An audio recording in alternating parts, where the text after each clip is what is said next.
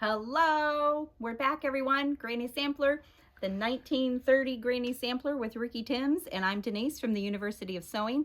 So glad you came back to join us for another block. We've taken a little bit of a break for the holidays, but we are back at it, and I hope you are too. So let's talk about what we've got today. We are finally making progress. We are on block number 28, which should be a very familiar block to you. I'm sure you've seen it in lots of different versions. It's a good old-fashioned pineapple. There are lots of ways to do the pineapple block. There are some pretty cool rulers that you can make a pretty neat pineapple block. Of course, paper piecing is the way we're going to do it today. Margaret and I were just talking about doing it, quote unquote, the old-fashioned way, actually traditional piecing and cutting things the right size, and that sounds like a lot of hassle. So let's stick with paper piecing because we're getting pretty good at that. We've had some practice now. So what are you going to need today to do a fantastic pineapple block out of paper piecing? You're going to need your fabric, of course, and we'll go back and look at the book, but you could do a really scrappy version, or you could do kind of a two-tone kind of a thing. We'll talk about some examples. You're going to need some paper. We've got some awesome Carol Dokes foundation paper. And this one we've got packaged in packages of 20. It comes in 100, but we have broken it down because 100 seemed like a whole lot of sheets for somebody to do paper piecing. If you think you're interested in 100, just let us know. We'd be happy to put that together for you too. You're also going to need good quality thread. We've got some nice Aurifil here in some neutral colors. If we're using good high contrasting colors in our block, something that kind of blends a little bit with both is a great way to go. So we've got some white, a nice beige, and a gray. You might want to use your seam roller. I love these little things. They're so handy. And you are definitely going to want to use an add-a-quarter ruler. I think these are just, they're a must-have for any kind of paper piecing, honestly. And I didn't realize we have such a variety. We've got an add-a-quarter in the, I think this is a 6-inch. We've got an add-a-quarter plus, which you'll notice is a little wider. It's also got sort of a tapered edge here to help with your folding. And we'll talk about where that folding comes in handy. We've got a 12-inch add-a-quarter. And holy cow, look at this guy. He's huge. So if you're doing a good 12, 15, 18, maybe even a 24-inch block, this is the one you're going to want to use. You can certainly make do with a smaller ruler. If you had to pick or choose, I would go with one that's a little too big because I'd rather have it be a little too big than a little too small. Just personal preference there. We've also got this little green one, which is an add an eighth. And you're wondering, why would you want the add a quarter or the add an eighth? The add an eighth I would use if you've got a lot of seams coming together in the same spot.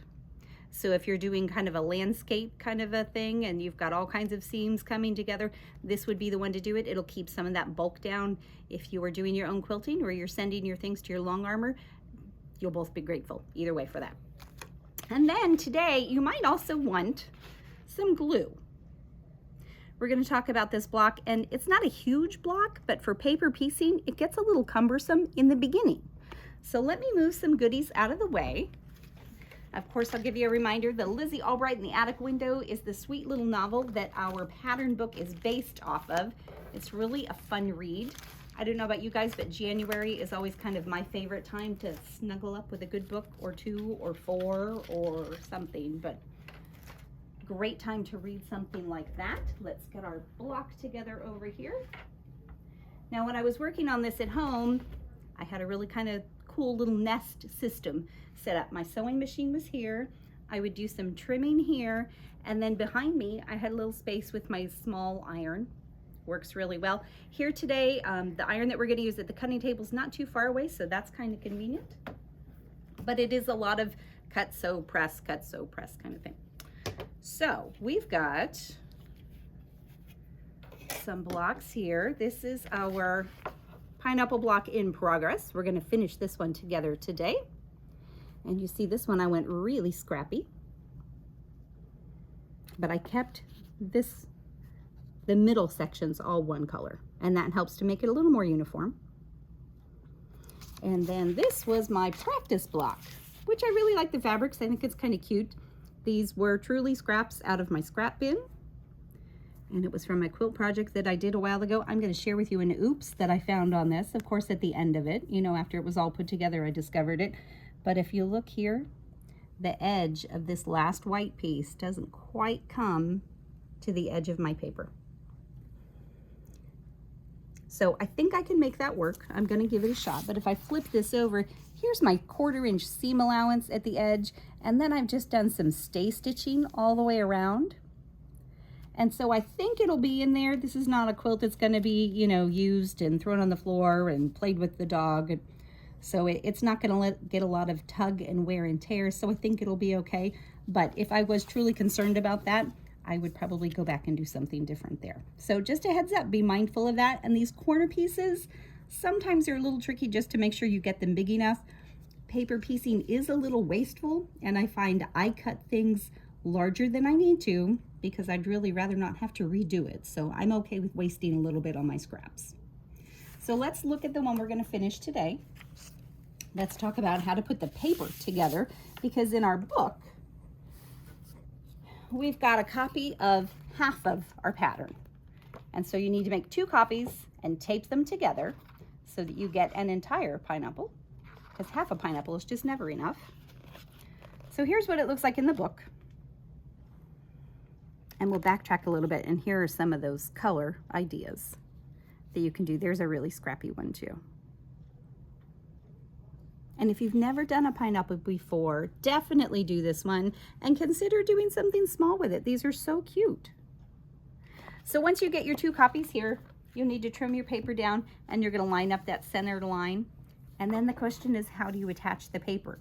Well, you could put a little bit of glue down there, but we're always concerned about gumming up our needles.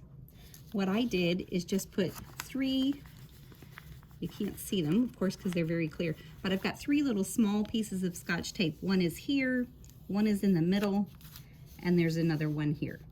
So that does mean this is going to flop open if I'm not careful, but I'm going to be mindful of that, and it hasn't been a problem.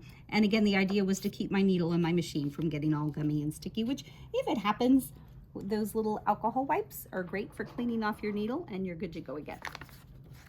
So let's finish our block off. We've got most of it around. We've got one more side to do here, and let's talk about how we do that. So when I trim these, when I cut to figure out how big it needs to be, I'm going to flip this up, and this is where that plus comes in on that add a 1/4 ruler. This one does the same thing. So you could use the edge of your ruler to put a nice crease in there, and the reason I like doing that is then on this side, now I know where I'm going to be sewing. So it's a good guide for me. But as I've got this folded up, I can see I need this piece to go from here to here. So I can eyeball. That's plenty of room. Now remember, with paper piecing, we're sewing on the right side of the paper, but our fabric is on the back side. And that's why I say the glue stick or some glue or even a pin, at least for the center, might be handy, because this is kind of big to hold in your hands and kind of hold that block in place, especially if you're trying to do something fussy cut in the center. But you could pin it, you could wing it. Whatever works for you works for me. So we've got this guy here. I'm gonna take this, I'm flipping it over because we do right sides together, of course, and I'm just kind of eyeballing where these corners are, just to get a rough idea of where the center is of my scrap. You could certainly fold it in half. There's lots of ways to do that. So I'm going to go down here. Here's where my stitching line is going to be, right on that fold. So I'm going to pull this over about a 1/4 inch, and I'm just eyeballing it. Now I'm going to grab it very carefully between my fingers, pick it up, and it's going to the sewing machine, and I'm going to flip it over and sew on the paper side. Now we haven't talked about how to set up your sewing machine to do paper piecing, and there really isn't much that you need to do different. A good foot, I just happen to always have my 1/4 inch foot on, I think. Today I've got the 57D on, but you know what? I don't think my D, my dual feed, is actually engaged. Now it is. So we can put this down, and I do love this foot with a little gauge on it. But what you really need to do for paper piecing is lower that stitch length. So we've got, Dave's gonna pop up here at the screen, I've got this one down at a 1.8. And normally for this particular stitch, which is in my quilting stitches, number 1326 on my Bernina 790 plus, normally this stitch, if I change it back to the factory setting, is a 2.0, but I'm going to go ahead and lower it a little bit. I don't want it too low because honestly, if I have to undo it, that's a real pain. If you're doing something very tiny, you're definitely will want to go down to maybe a 1.5, but be very careful because undoing that is no fun. So now where do we sew? We're going to sew right on this line. We are doing between the 7 and the 9 here. And we're going to start a little beyond, and we're going to end a little into this seam allowance also.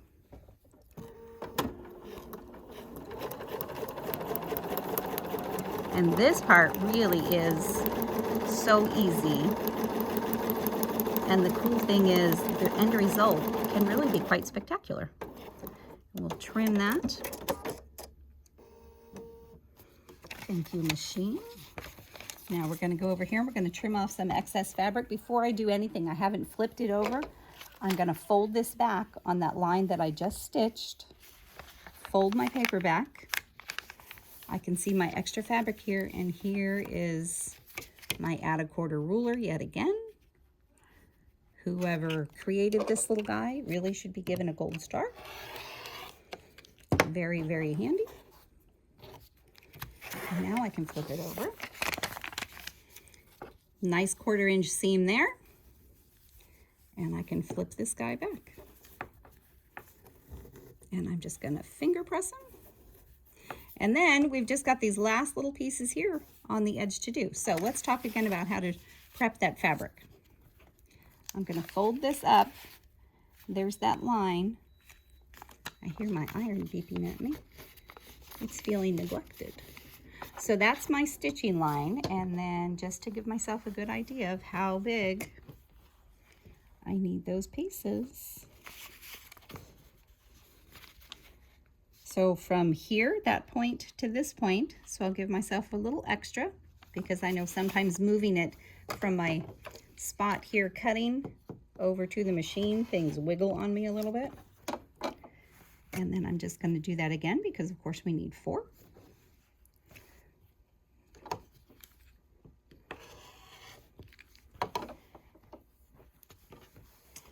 And then we can put this little guy on. So we've got it folded here. Actually, that's the one we want. That's funny. It's almost like it's right in that seam, isn't it?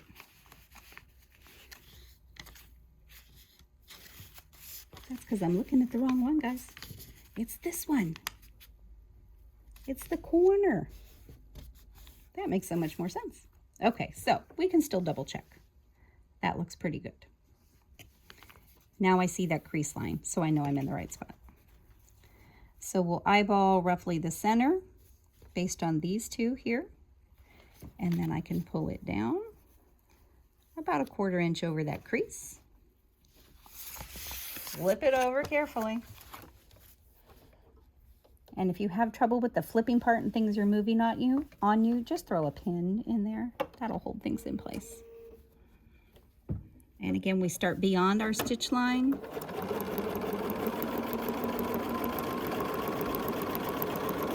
And go past just a little bit.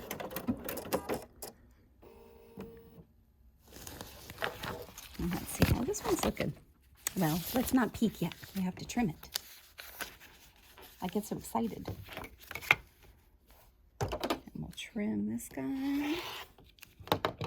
You can see we're having your trimming and your pressing and all of that handy. Will speed things along for sure. And there's one more. And then let's go ahead and knock these guys out real quick because this won't take long at all. We'll line that center up over that seam line, back over to the machine. I think you could really knock one of these out in no time. There are so many variations of it, just based on how you put your colors, the lights and the darks, or the scrappy, whether you put a sashing with it or not. And this definitely is the kind of block that really has a big wow factor to it, especially for somebody who's not familiar with quilting. You've got a friend or relative that, you know, just thinks it's that kind of old-fashioned kind of thing. And you could do something pretty spectacular with a block like this and really show them what quilting can be.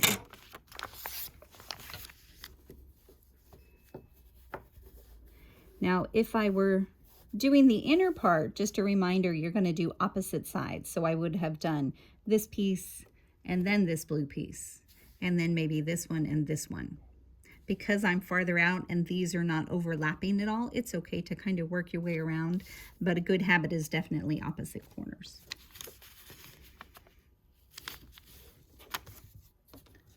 Here's my little piece. I think it's so much fun just to dig in your scrap pile and pull out a bunch and say, yep, I think these will work. Let's put these in here and see what happens. And I am a big advocate for doing a practice block, especially if it's something you've never done, a technique or an approach. Maybe you've made, you know, pineapples before, but maybe you've not done paper piecing before.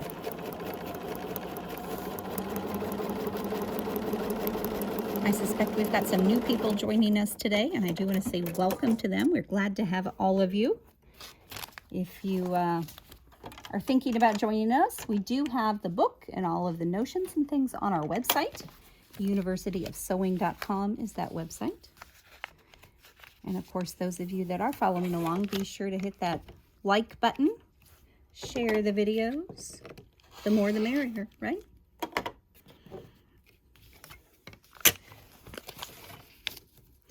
This Greeny Sampler one is a good one just to try different blocks. Even if you decide you don't want to do the whole quilt, it's just a great small enough size to give different things a try. I'm wondering how your Y seams from the last time we met came out. Did you fuss with those at all, or was it a little easier maybe than you anticipated? I think it was for me. The one that we are doing next time is called 5440 or Fight. It's also a very traditional block. And I have kind of an interesting story to share with you about that one, but I'll save that for next time. A little teaser for you to come back and join us. Okay. We're so close, guys. We're so close.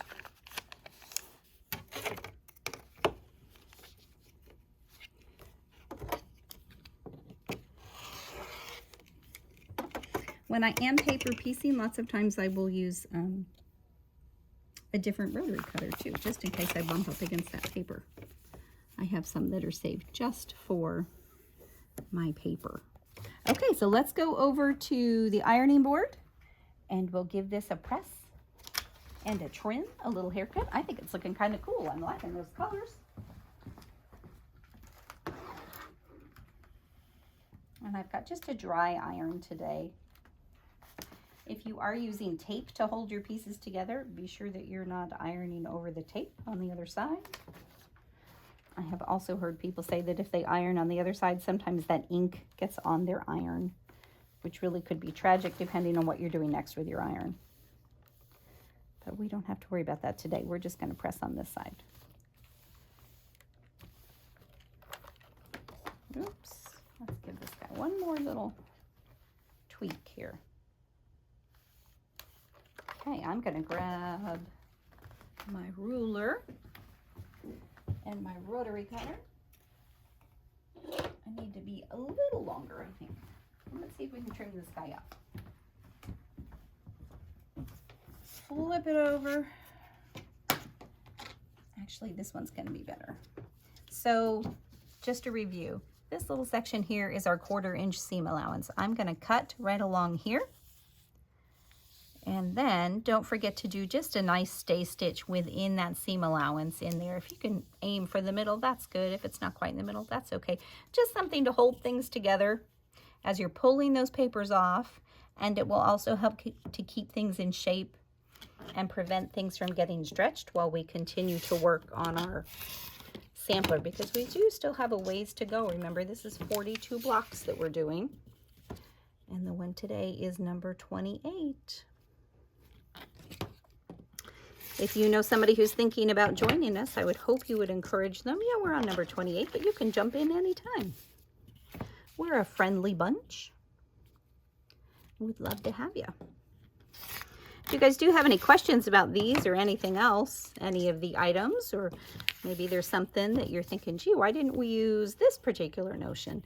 You are welcome to drop us an email, and that email is info@universityofsewing.com. You could also give us a call. Our number is 812-323-2665. We love chatting with our customers. We really do have the best customers. It's true. We're biased, but now look, here's some, oops, my corners didn't quite make it. So how am I going to fix that? I'm going to grab a scrap. Shh, don't tell, it's a secret. And I'm just going to sew one more piece on the corner here and one over here. And then we'll be good to go. But that's why we do this, so I can show you the tips and tricks, what works, what doesn't work. Sometimes what I think is going to work maybe doesn't work out quite the same way, but I'm guessing that happens in your sewing room too. So thanks for joining us for Granny's Sampler, block number 28. Come back next time as we do number 29, 54, 40, or Fight. For everyone here at the University of Sewing, we'll see you next time.